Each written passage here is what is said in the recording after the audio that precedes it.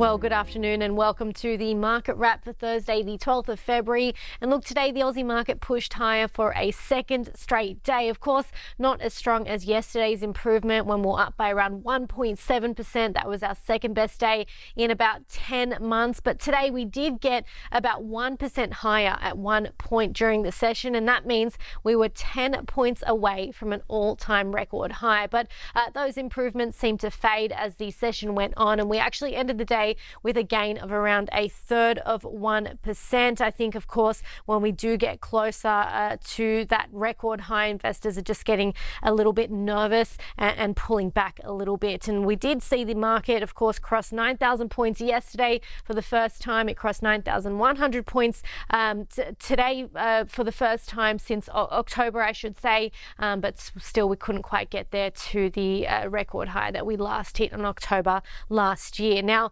looking across the different sectors, financial did most of the heavy lifting, ending the session about 2.5% higher and is once again approaching a record high after the sector took quite a tumble at the back end of last year and into the early part of this year. But financials have actually reclaimed about 8% so far this month, so certainly coming back. Materials were also a support, up by over 1%, lifting for a fourth straight session. The sector is up about 7% so far this week after falling by 4% last week. We also saw utilities lifting quite strongly, up by 2.9%, but of course, as our smallest sector, not making that much of a difference to the broader market. But it was almost mostly a sea of red amongst most of the other sectors. So it was just a few of the big names that really held our market up today. But you can see tech taking quite a big plunge, down by over 6%. Healthcare down around 5.5%, and some falls, pretty sizable falls across some of our other sectors as well, with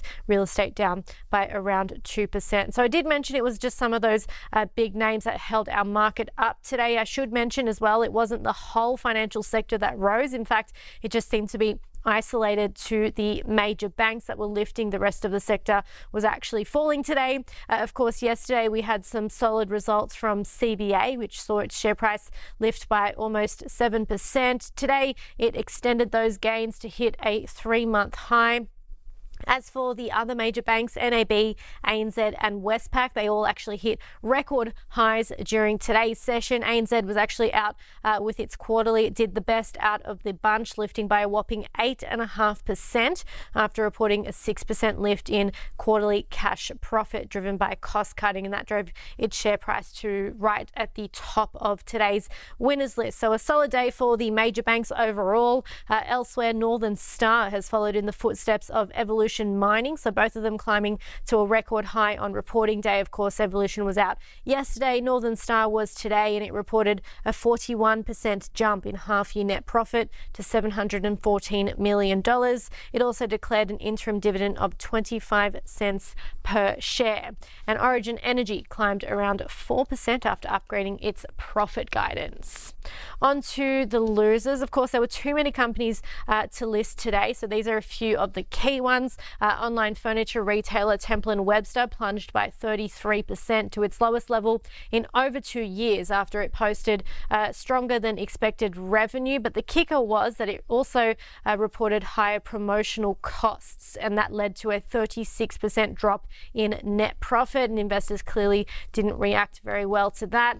Financial services firm AMP actually slumped to a near 8-month low, down 26.5% in today's session following a drop in full-year net profit. CSL extended its hefty losses, down 15.5% just this week after the sudden exit of its CEO and also some disappointing results. So that was a big weight in the healthcare space. And South32 posted a 29% jump in half-year profit, underpinned by higher commodity prices, including silver, copper and aluminium. It also upped its dividend by 15%, but it still did lose ground today, down by around 3%. Now, the Aussie dollar has fallen back since this time yesterday, but it's still doing quite strongly. It's sitting at 71.2 US cents. That's roughly its highest level in around 3 3 years. Now, looking ahead to tonight, US reporting season does continue. Of course, we've gotten most of the big names out of the way. We do still have